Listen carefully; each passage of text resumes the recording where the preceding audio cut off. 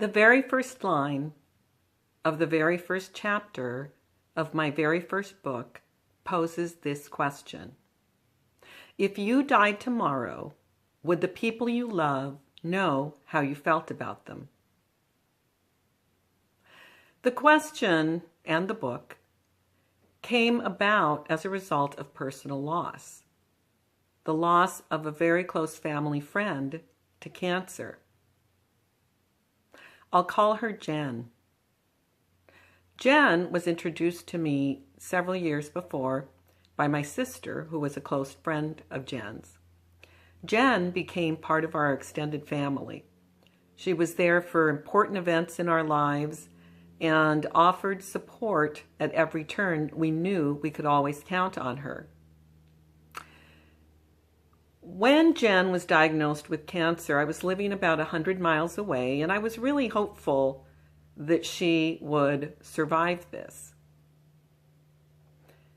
As it turned out, 1 month when we were away for a couple of weeks at a family reunion, upon returning, my sister informed me that Jen had passed away.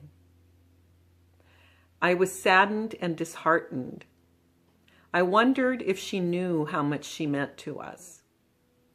I wondered if she knew how much we loved her, and regretted not having taken the time to tell her, either face to face or in writing in the form of a letter. In spite of that regret, I went ahead and wrote a letter to Jen, telling her how much she meant to us. And I hoped that somehow my words would make their way through space and time to Jen, wherever she happened to be. Writing that letter made me feel better, but it also created a sense of urgency in how many people across the world might find themselves in a similar situation, having lost a loved one and regretting not having told them how much they meant. So at that moment, I decided that I would write a book about it, that I would write a book urging people to communicate their feelings to loved ones before it's too late. And when I talk about telling people how you feel, I don't mean just saying I love you. I'm talking about something beyond that. Telling people not just that you care about them, but why, what it is about them. And so in any event, the reasons that you care about them. And we live in a society where it's not common for us to tell our loved ones exactly how we feel, especially face to face. And so it can be somewhat awkward or uncomfortable. And so the letter writing process is the next best thing. So I devised a letter writing process using the process that I had used to write my letter to Jen. And I created a workshop as well as wrote the book. Now, what's important to remember are, first of all, there are a lot of people that come in and out of our lives. And some people are fleeting, some people are steadfast in their presence. They're in our lives for quite some time. But everybody has an impact. Everybody that we encounter has an impact, and I believe serves a purpose in that we are either there to help them or they are there to help us. And so in any event, everybody serves a purpose or offers a lesson in our lives. And every person has an impact on others by their very existence. It reminds me of that movie, It's a Wonderful Life, where George Bailey gets to experience what life would have been like for his loved ones if he had never been born. And so the poignant aspect of that is that that movie demonstrates that no matter who you are, you have an impact on others, and sometimes you don't realize the impact that you have on them. And so the other thing that's important to remember is that although we don't like to think about it, we're all going to die. And I know it sounds morbid, but people die every day.